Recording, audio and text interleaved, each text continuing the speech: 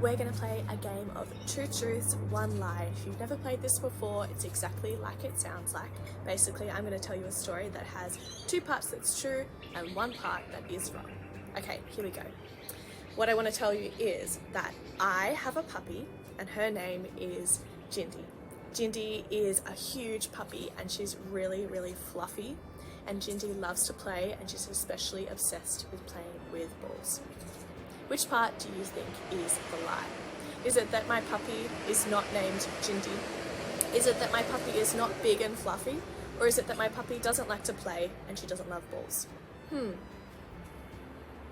If you guessed the second one, you're totally right. My puppy is not big and fluffy. She is small and not fluffy. What would you call that? I'm not sure. She's small and wiry. Sometimes fibs can seem pretty small or lies can seem very big, but we're going to hear a passage today that talks about someone who didn't tell the whole truth.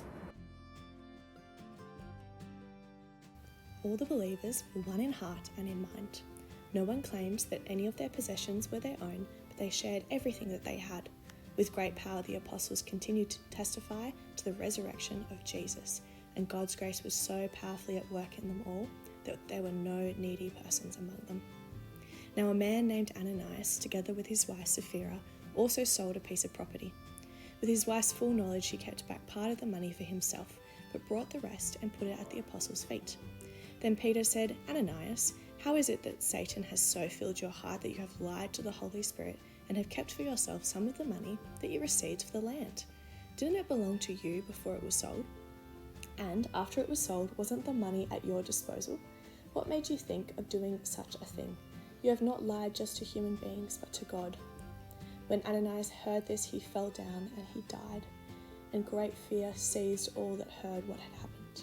Then some young men came forward, wrapped up his body, and carried him out and buried him. About 3 hours later, his wife came in, not knowing what had happened. Peter asked her, "Tell me, is this the price you and Ananias got for the land?" "Yes," she said, "that is the price." Peter said to her, "How could you conspire to test the Spirit of the Lord? Listen, the feet of the men who buried your husband are at the door, and they will carry you out also."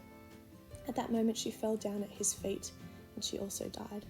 Then the young men came in, and finding her dead, carried her out and buried her beside her husband. Great fear seized the whole church and all who heard about these events. Our big truth for today is that God knows everyone's heart. Can you do it with me? God knows everyone's heart. It is a great comfort that the King of the universe knows everything. It means that we can trust him. But it also means it's really important that we are truthful before God because he already knows the truth. Yeah, you receive power when the Holy Spirit comes on you. Yeah, you'll be my witnesses to the end of the earth. Acts 1:8.